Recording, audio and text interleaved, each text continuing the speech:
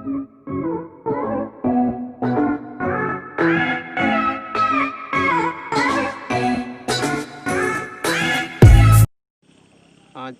हाँ, चलिए देखिए, आप लोगों को अब तक बताया गया कि रासायनिक गुण में बताया गया आपको इसके अल्कोहल के। तो उसमें बताया गया आपको, सबसे पहले बताया गया हाइड्रोजन और ऑक्सीजन के बंध विदलन से। फिर सेकंड आपको बताया गया कि जो एल्किल समूह होता है, यानी OH से जब वो अलग होता है, जब टूटता है ये बंध एल्किल वाला, तब क्या होता है। तो उसमें आपको पहला हेडिंग डलवाया गया था कि हाइड्रोजन से अभिक्रिया, यानी कि जो हाइड्रोजन होते हैं वो अम्लों के साथ अभिक्रिया करते हैं। इसके बाद फिर सेकंड आप लोग हेडिंग डाल दीजिए, ये सेकंड पॉइंट है, इसमें हेडिंग डाल दीजिए फास्फोरस हाइलाइडों के साथ अभिक्रिया। तो देखिए फास्फोरस हाइलाइडों के साथ कैसे अभिक्रिया करते हैं, तो ध्यान दीजिए इसमें क्या होता है कि जो फास्फोरस होते हैं ये ट्राई हैलाइड, ठीक, फास्फोरस के जो ट्राई हैलाइड होते हैं अथवा जो पेंटा हैलाइड होते हैं, इनके साथ ये एल्केनॉल अभिक्रिया करके संगत हैलो एल्केन बनाते हैं। ध्यान दीजिए होता क्या है यहाँ पे, रिएक्शन पे ध्यान दीजिए, रिएक्शन से समझ में आएगा आपको।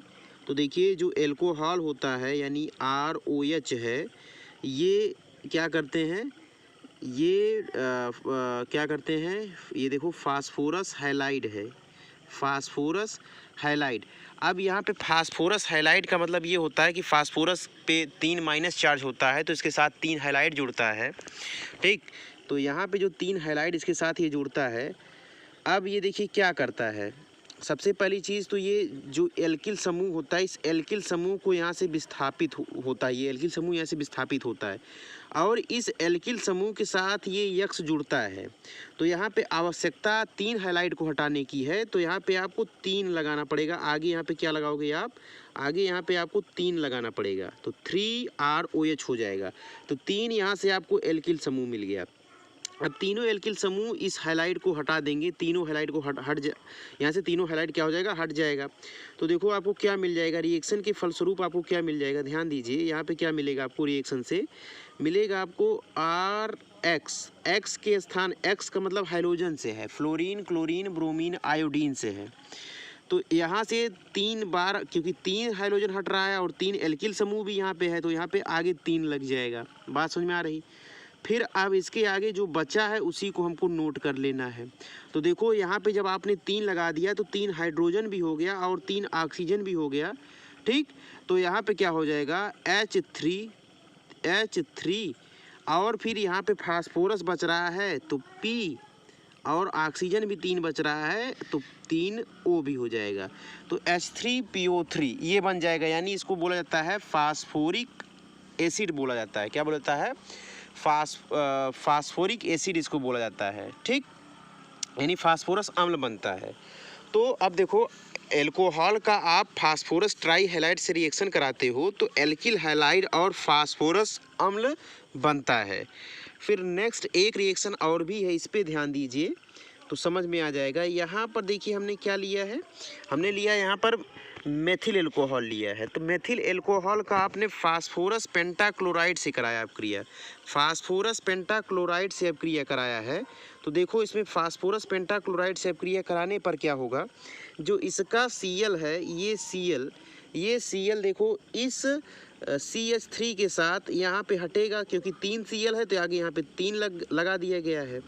तो देखो यहाँ पे ये हट जाएगा CH3Cl, ठीक। तो CH3Cl आगे देखो यहाँ पे 3 लग गया। फिर उसके बाद जो बचा है इसमें क्या बच रहा है, 3 H बच रहा है, 3 ऑक्सीजन बच रहा है और 3 फास्फोरस बच रहा है। तो यहाँ पे भी देखो H3PO3 बन जाएगा, यानी फास्फोरस अम्ल बन जाएगा। बात समझ में आ रही होगी। इसी प्रकार से एक रिएक्शन और भी है, तो इसमें भी इसी प्रकार से सेम होगा। ये जो Cl है, ये Cl इसके देखो C2H5 के साथ यहाँ पे हट जाएगा। तो देखो आगे 3 यहाँ पे लग गया, तो C2H5 और Cl यहाँ पे 3 टाइम्स हो जाएगा और यहाँ पे फास्फोरस एसिड अलग हो जाएगा, क्योंकि यहाँ पे 3 हाइड्रोजन 3 ऑक्सीजन और 1 फास्फोरस है। तो ये क्या बन जाएगा, हाइपोफास्फोरिक एसिड बन जाएगा, ठीक। फिर आगे देखिए नेक्स्ट क्या कह रहा है, देखो नेक्स्ट आगे देखिए कि इसी प्रकार PBr3 के साथ भी आप करा सकते हो, PI3 के साथ भी करा सकते हो, ठीक, अभिक्रिया क्रमशः एल्किल ब्रोमाइड तथा एल्किल आयोडाइड बनाते हैं।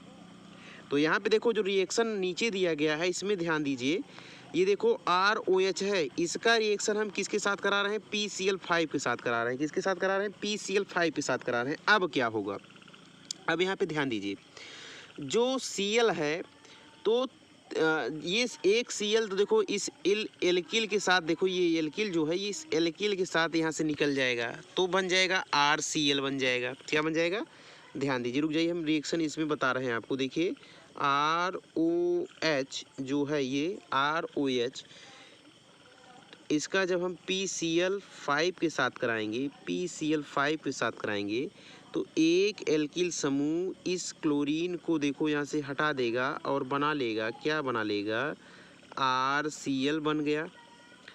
प्लस और क्या क्या बचा है, ध्यान दीजिए, इसमें फास्फोरस बचा है और ऑक्सीजन एक बचा है, 3 क्लोरीन बचा है। अब यहाँ पे ध्यान दीजिए, जो फास्फोरस होता है, फास्फोरस पर इस पे 5 ठीक है चार्ज होता है, एक तो इस पे लोन पेयर होता है, तो लोन पेयर जो होता है, लोन पेयर के साथ जुड़ जाएगा ऑक्सीजन, लोन पेयर के साथ ऑक्सीजन जुड़ जाएगा और जो बॉन्ड पेयर वो Cl के साथ बॉन्ड पेयर बनाता है। Cl के साथ क्या बनाएगा, बॉन्ड पेयर बनाएगा। ठीक, लोन पेयर के साथ ऑक्सीजन जुड़ जाएगा और 3 Cl जो होगा फास्फोरस के साथ बॉन्ड पेयर बनाएगा। और जो बच रहा है आपका, एक हाइड्रोजन बच रहा है और एक Cl भी बच रहा है। तो देखिए यहाँ पे एक H बच रहा है और एक Cl बच रहा है तो वो HCl बना लेगा। ठीक, तो यानी RCl और POCl3 और HCl बन जाएगा। ठीक, तो आगे फिर देखिए इसमें क्या होता है, तो अगले वाले रिएक्शन में आप लोग देखिए कि यहाँ पे क्या हो रहा है, ये क्या है, CH3OH यानी मेथिल एल्कोहल है, इसका PCl5 के साथ अब क्रिया कराएंगे, सेम इसी प्रकार से होगा। एक Cl तो इसके साथ जुड़ जाएगा तो CH3Cl जुड़ जाएगा और फिर एक जो इसका ऑक्सीजन है, इसका जो फास्फोरस है तो PO और उसके बाद फिर इसका जो 3 Cl है ये जुड़ जाएगा तो बना लेगा, देखो POCl3 बन जाएगा और जो इसका एक हाइड्रोजन है, इसका एक जो Cl बच रहा है इसके साथ HCl बन जाएगा। बात समझ में आ रही होगी, सेम उसी प्रकार से रिएक्शन है ये भी। अगले वाले में ध्यान देते हैं तो ये भी देखिए क्या है, आपका मेथिल एल्कोहल है, इससे क्या रिएक्शन होगा, देखिए ये इसका फास्फोरस पेंटाक्लोराइड का, तो यहाँ पे जो ये C2H5 है एक Cl के साथ यहाँ पे निकल जाएगा, तो देखो ये एक Cl के साथ निकल गया और जो ये फास्फोरस है और इसका जो एक ऑक्सीजन है और इसका जो 3 क्लोरीन है ये जुड़ जाएगा तो बन जाएगा POCl3 बन जाएगा और जो इसमें बच रहा है HCl तो यहाँ पे HCl बन जाएगा। ठीक, इसी प्रकार आगे देखते हैं। इसी प्रकार जो PBr के साथ भी अपक्रिया होती है जबकि Pi5 अस्थाई नहीं होता है। Pi5 अस्थाई नहीं होता है यानी PBr के साथ, PCl के साथ, PF5 के साथ ही अपक्रिया आसानी से दे देता है।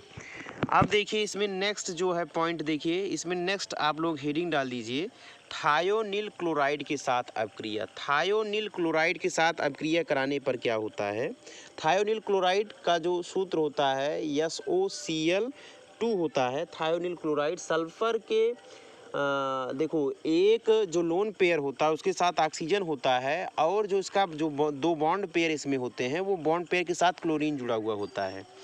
अब देखो एल्कोहल का रिएक्शन हम थायोनिल क्लोराइड के साथ अपक्रिया कराएंगे, पिरिडीन की उपस्थिति में कराएंगे।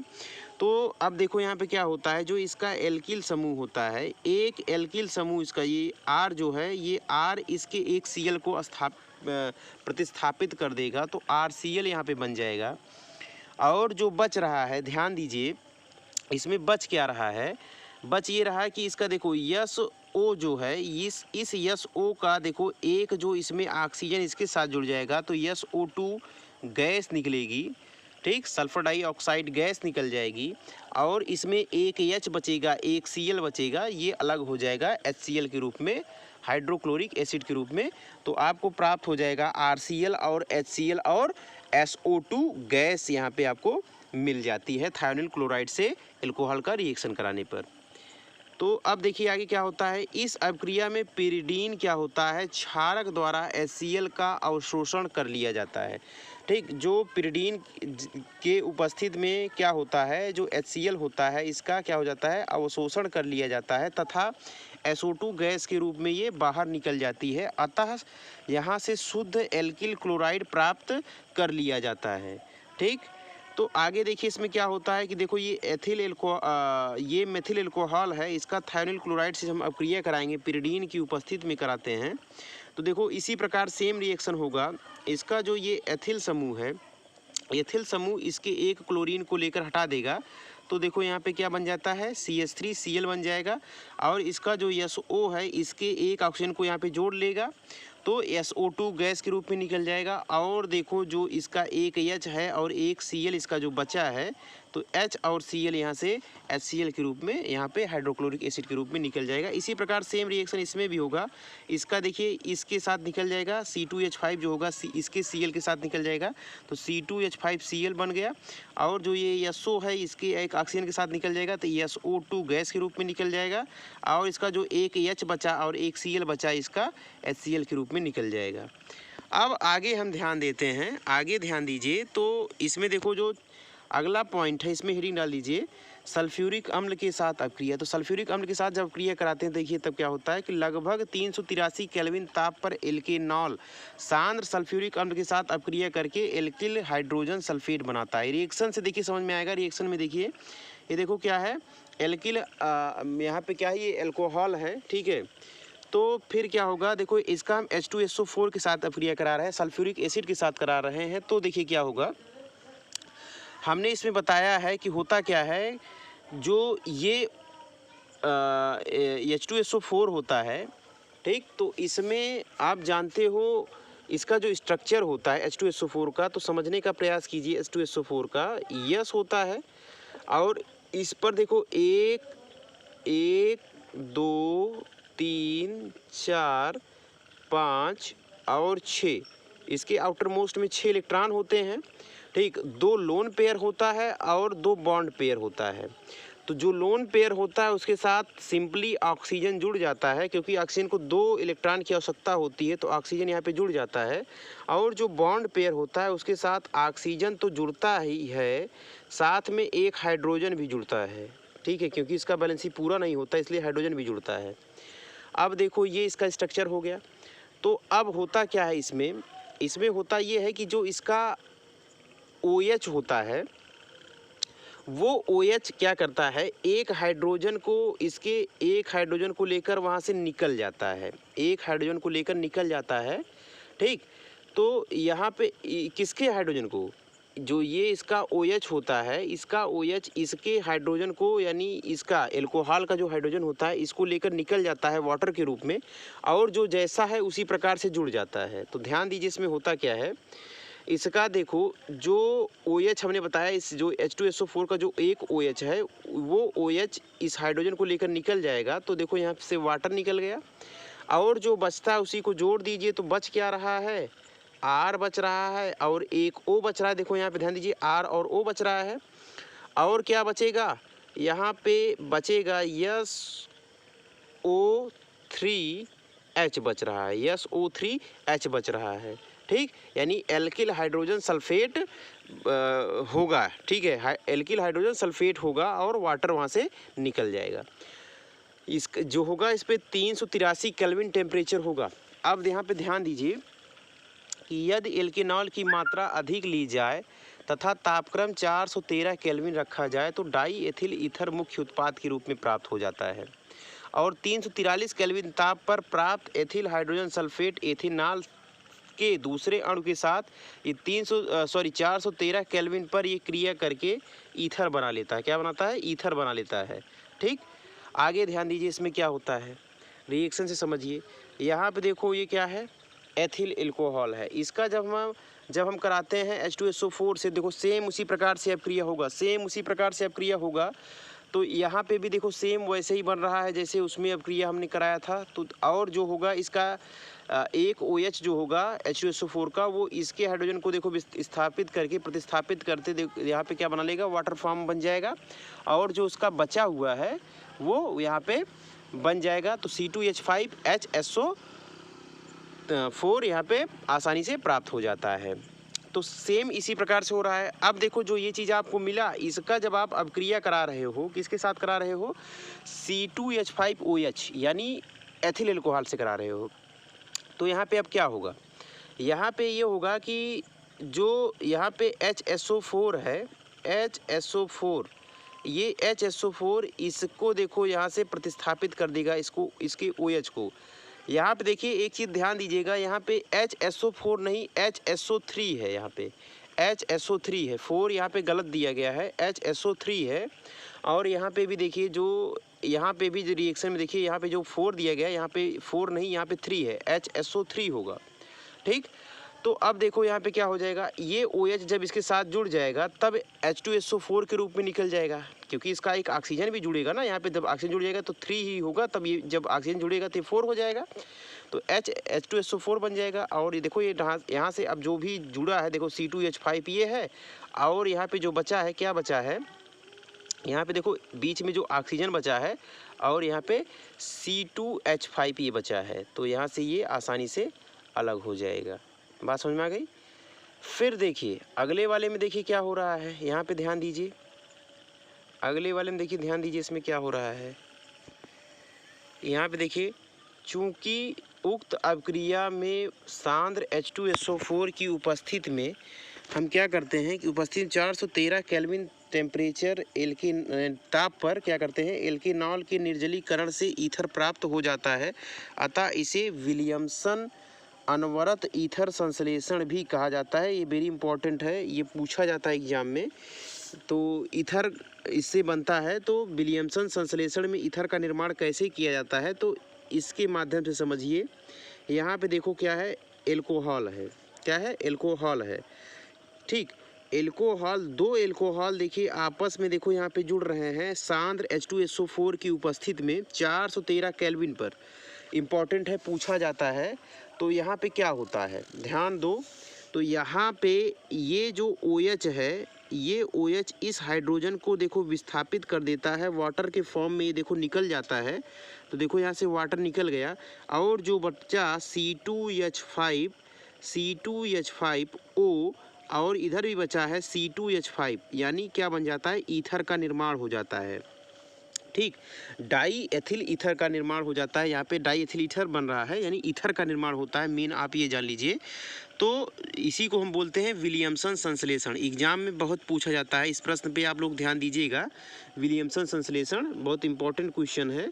और नेक्स्ट वाला देख लीजिए, लास्ट यहाँ पे है आपका अपचयन। अपचयन में देखिए क्या होता है, HI तथा लाल फास्फोरस के साथ हम एल्केनॉल को 423 केल्विन टेम्परेचर पर गर्म करते हैं, तो यहाँ से एल्केन बनता है। क्या बनता है, एल्केन बनता है। ध्यान दीजिए इसमें। तो एल्कोहल को हम देखो HI से रिएक्शन करा रहे हैं, ध्यान दीजिए। अब यहाँ पे होता क्या है कि जो इसका एल्किल समूह है, वो एल्किल समूह इसके H को देखिए यहाँ से क्या कर देगा, प्रतिस्थापित कर देगा। ठीक, और जो देखिए यहाँ पे जो ये OH है, इसको तो चाहिए, इसके OH को चाहिए क्या, इसके OH को चाहिए H। तो यहाँ से देखो इसको H मिल जाएगा, जिससे वाटर निकल जाएगा। और देखिए जो एल्किल समूह है, यहाँ से जो H बच रहा है इसके साथ जुड़ जाएगा RH, यानी एल्किल समूह ये यहाँ पे बच जाएगा, एल्किल। और देखो जो ये आयोडीन है, ये आयोडीन देखो यहाँ से अलग हो गया, आयोडीन ठीक है, गैस के रूप में यहाँ से अलग हो गया। तो इसी प्रकार सेम इसी में भी होगा। देखो CH3OH है, ये इस OH को चाहिए H, तो इससे H ले लेगा, एक वाटर के फॉर्म में निकल जाएगा। और जो बचा है दो, अब देखो यहाँ पे CH3 ये है, CH3 ये है, और इसका जो एक H यहाँ पे बचा रह गया है, इससे H ले लेगा, तो CH4 बन जाएगा, मीथेन बन जाएगा। और जो यहाँ पे दो आयोडीन आगे क्योंकि लगा है, देखो यहाँ पे आगे दो लगा है आयोडीन, तो यहाँ पे देखो 2I2 बन जाएगा, I2 ठीक है, यहाँ से निकल जाएगा गैस के रूप में। और इसी प्रकार सेम इसमें भी होगा। ठीक, तो C2H5OH है, तो यहाँ पे क्या होगा, जो इसका OH है, इसके एक H को निकाल के देखो यहाँ पे क्या हो जाएगा, वाटर के फॉर्म में निकल जाएगा। C2H5 है, इसके एक हाइड्रोजन को यहाँ से ले लेगा तो C2H6 बन जाएगा। ठीक, यानी क्या बन जाएगा, एल्केन बन जाएगा, एल्केन नहीं सॉरी एथेन बन जाएगा। और फिर जो इसका आयोडीन है, ये 2 आयोडीन है, तो यहाँ पे देखो I2 के रूप में, गैस के रूप में यहाँ से निकल जाएगा। इसमें अगर कोई प्रॉब्लम है तो आप लोग पूछिए, और हमारे चैनल को आप लोग सब्सक्राइब कीजिए, और साथ में अगर आपको कोई प्रॉब्लम है तो कमेंट भी कीजिए, लाइक कीजिए, सब्सक्राइब कीजिए। और अगर आपको अच्छा लग रहा हो वीडियो तो और भी अपने दोस्तों के पास आप शेयर भी कीजिए। धन्यवाद।